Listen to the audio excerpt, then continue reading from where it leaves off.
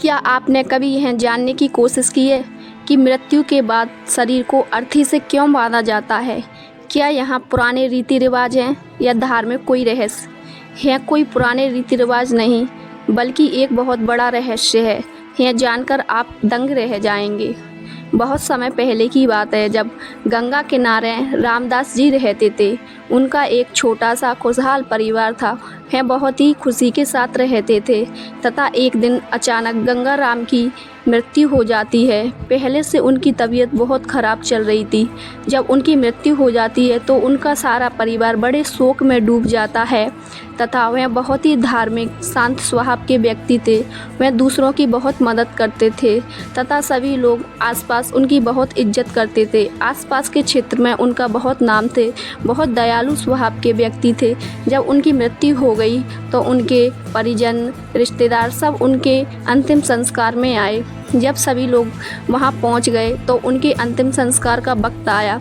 तो जब उन्होंने उनके अंतिम संस्कार के लिए उनकी अर्थी को तैयार करना शुरू किया, तब उनका पुत्र बैठा हुआ पास में मोहन सब यह देख रहा था।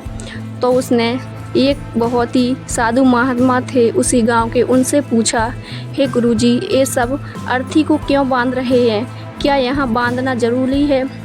तब उन्होंने समझाया, बेटा, यह ज़रूरी नहीं है कि यह कोई पुराने रीति रिवाज है इसलिए अर्थी को बांध रहे हैं। यह सिर्फ एक सम्मान का प्रतीक है।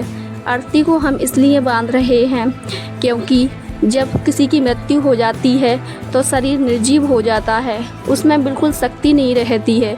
तो जब हम अर्थी को उठाएंगे तो कहीं शरीर हिले ना, गिर ना जाए, इसलिए अपमान के ना हो जाए मृत शरीर का, इसलिए उसको सम्मान पूर्वक ले जाने के लिए हम इस शरीर को बांधते हैं। ऐसा बिल्कुल नहीं है कि हम उसे कैद कर रहे हैं, बल्कि एक सम्मान की दृष्टि से उस शरीर को बांधा जाता है। और इससे हमें यहाँ भी शिक्षा मिलती है, इसलिए भी बांधा जाता है क्योंकि यही दुनिया का सत्य है। जो लोग ज़्यादा घमंड दिखाते हैं तथा दूसरों के बारे में बुरा सोचते हैं, वह सब इस सत्य को पहचानें कि एक दिन हमें इसी तरह बंधना है। तो क्या ही फ़ायदा हमें दूसरों के बारे में बुरा सोचने का। सबके साथ मिलजुल कर रहना चाहिए तथा सबकी मदद करनी चाहिए, दान पुण्य करना चाहिए। हमारे साथ कुछ नहीं जाता है, सिर्फ हमारे अच्छे कर्म ही जाते हैं। अब रामदास जी इतने महान व्यक्ति थे तो सभी लोग उनसे बहुत प्रेरित थे। उनके जाने के बाद सभी लोग उनकी तारीफ़ कर रहे थे, बहुत अच्छे इंसान थे। अगर कोई बुरा व्यक्ति होता तो इतने लोग भी उनके अंतिम संस्कार में शामिल नहीं होते। मोहन सब कुछ समझ चुका था। उसने बोला, ठीक है गुरुवर, और वह उन सब के साथ चला गया और अपने पिता को उसने अर्थी को कांधा देकर उनका अंतिम संस्कार किया।